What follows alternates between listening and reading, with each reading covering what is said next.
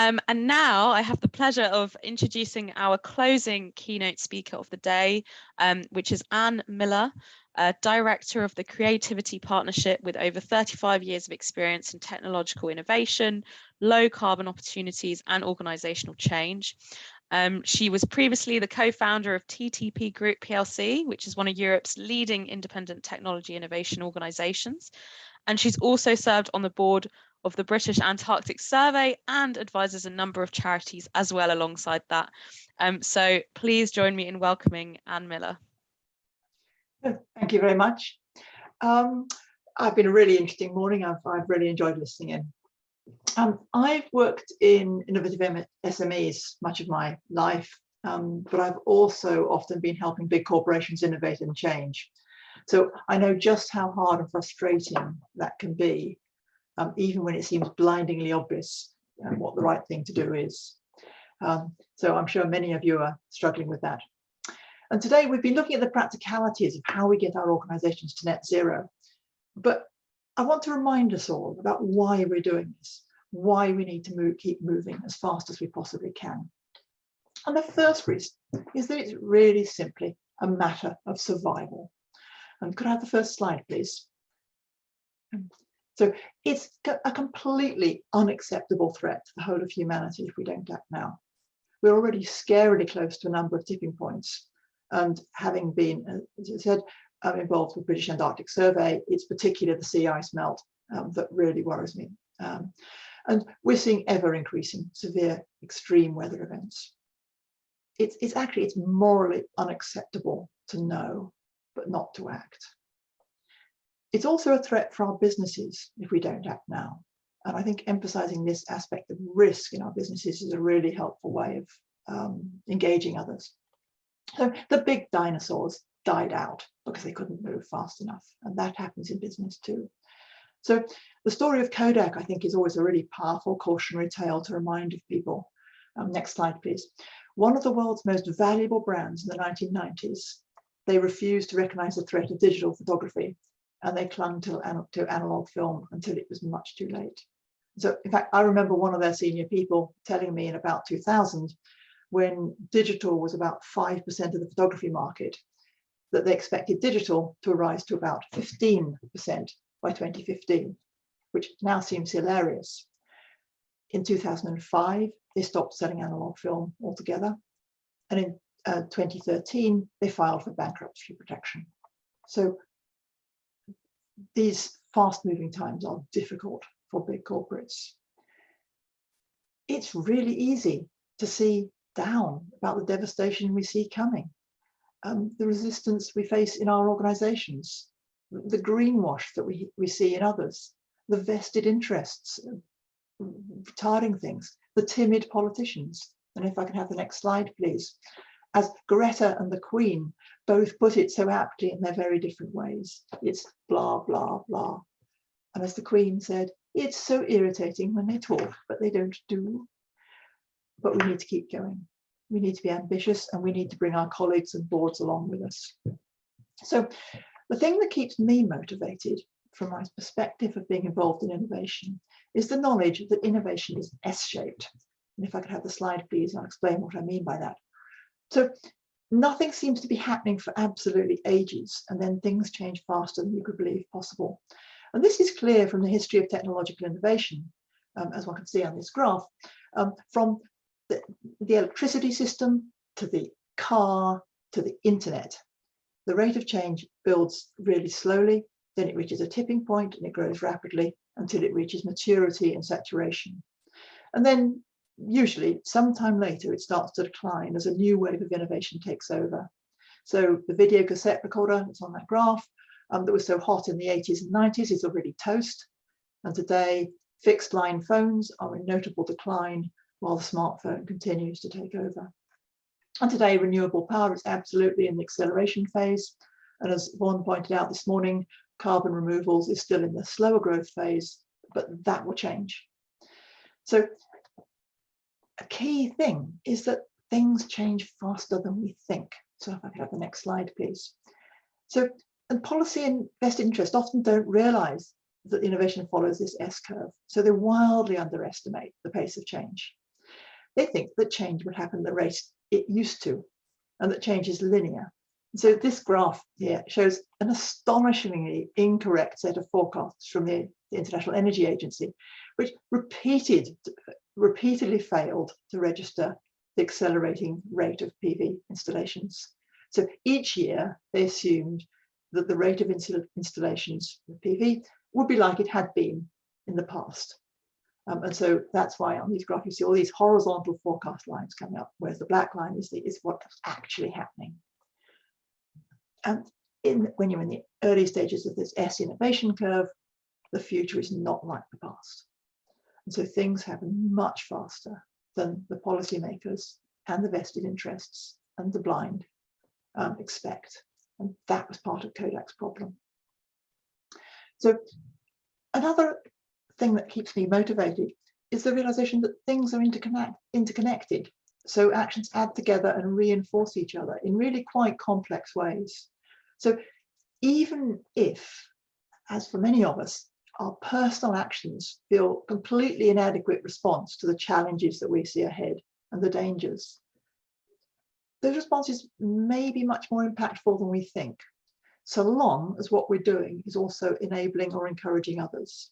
Then it becomes a vital part of the whole. So if I could have the next slide, please. In around 2009, President Obama's young daughter asked him to do something about saving the tigers. And he writes in his autobiography that this was a key part of his decision to make tackling climate change a priority in his presidency. And though Malia was in a sort of an unusually, uniquely influential position for a child, it's an important reminder of the leverage we can have when influencing others. And as a business, just to share a few of my personal favorite examples, it can be as simple as giving a lower carbon versions of your product a higher profile than the high carbon ones. So in Cambridge, where I'm at the moment, the university catering service wanted to reduce the carbon footprint of the food they served. So they started by training the chefs, who had obviously had a very meat-based training program traditionally. And then they removed ruminant meat from the menus while increasing the number and variety of the vegetarian and vegan options. Just made the vegetarian and vegan options look incredibly tasty and appetizing. And they also used subtle sort of nudge techniques, including placing the vegetarian and vegan options before the meat options in the displays and changing how things were labeled. The result of these really simple changes was that within, I think it was 1 or 2 years, it reduced the carbon footprint of the food they served by a third.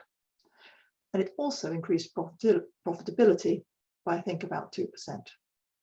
So simple, but really effective steps. And as we've been discussing, of course, it's incredibly valuable to encourage and help your SME suppliers.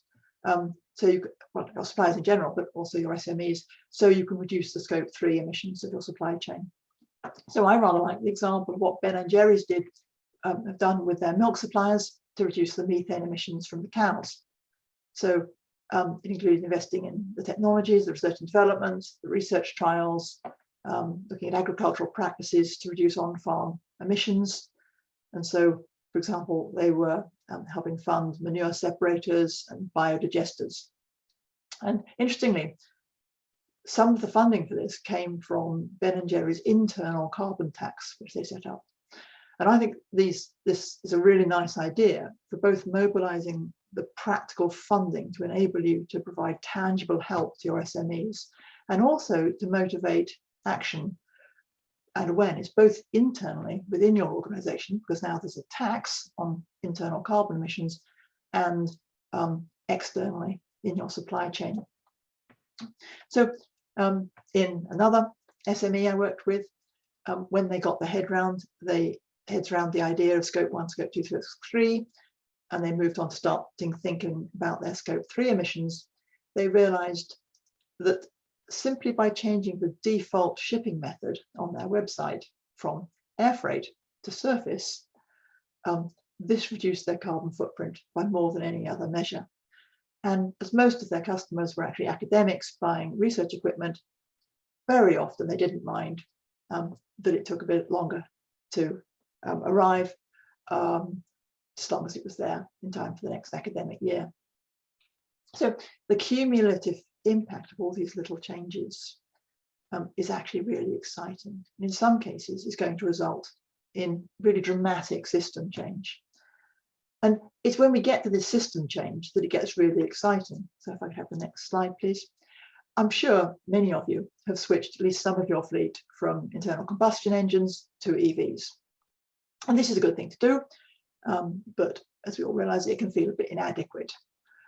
But it's part of a system change.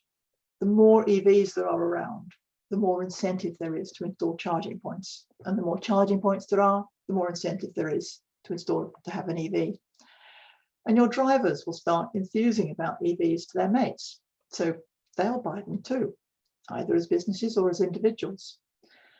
To get cheaper charging, when businesses start using more EVs, they may start wanting to install PV on the buildings, on the logistics centres, and do power purchase agreements. Helps avoid price shocks. And each EV has a battery, and so before you know it, there's a huge number of EV batteries around. And renewable power systems are hungry for storage. So I'm really excited about the potential for new artificial intelligence-driven business models where EV and battery owners are paid to provide flexible storage facilities to the grid, subject to their vehicle being fully charged again by the time they've told the system that they're going to need the vehicle. This is really transformational when it happens at scale.